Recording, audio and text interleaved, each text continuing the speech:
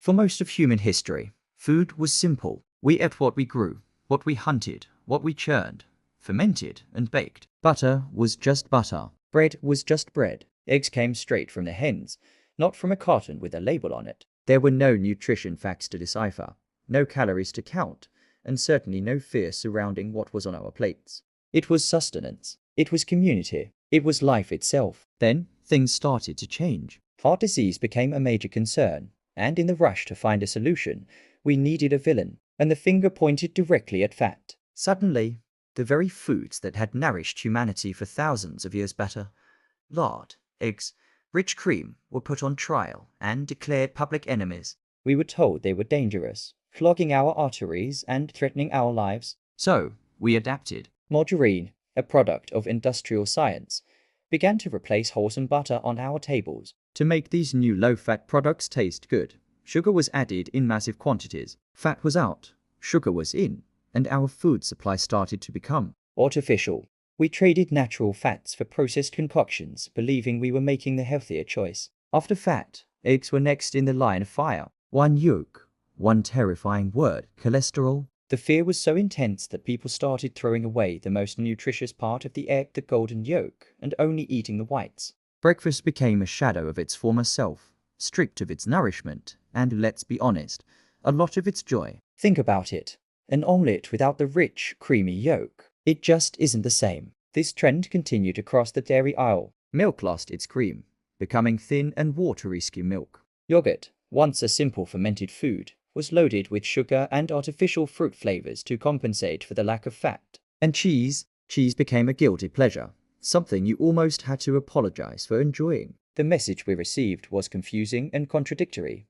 Eat more of these processed foods to feel less full, and just try harder to stick to the plan. But it wasn't working. When the low-fat craze inevitably failed to solve our health problems, the blame had to shift. A new villain was needed, and carbohydrates were cast in the role. Bread, a food so central to so many cultures it was once considered sacred, was suddenly labeled toxic. Pasta was shamed. Rice was feared. We were told to avoid carbs at all costs, as if they were the sole reason for our health woes.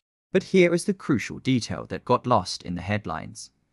No one bothered to ask which carbs we were talking about. The real problem was never the traditional, slow-fermented sourdough bread our ancestors ate. It wasn't the whole grains that had been staples for centuries. The real culprit was, and still is, the ultra-processed food that dominates our supermarkets. The refined white flour, the added sugars, the factory-made snacks, that's where the issue truly lies. But then, something beautiful started to happen. Slowly, quietly, without a big marketing campaign, the old ways began to return. People started remembering the wisdom of their grandparents. Butter, real butter, made a comeback. We rediscovered the incredible nutritional powerhouse that is the whole egg, yolk, and all. Bone broth, a deeply nourishing and ancient food, started simmering on stoves again. Fermented vegetables like sauerkraut and kimchi found their way back onto our plates, bringing their gut-friendly benefits with them. We began to understand that salt itself wasn't the enemy. The excessive amounts in processed foods were.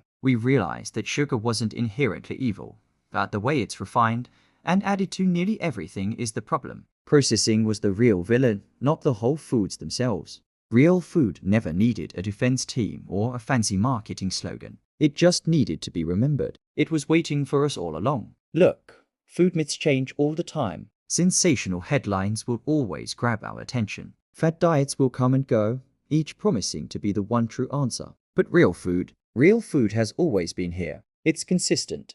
It's reliable. It's what our bodies are designed to eat. The truth is, the healthiest foods are often the very ones we were eating long before we were told not to. It's time to stop fearing food and start remembering what it truly is: nourishment, connection, and one of life's greatest pleasures. Thanks for watching. If this resonated with you, give this video a like and consider subscribing for more content that cuts through the noise. See you next time.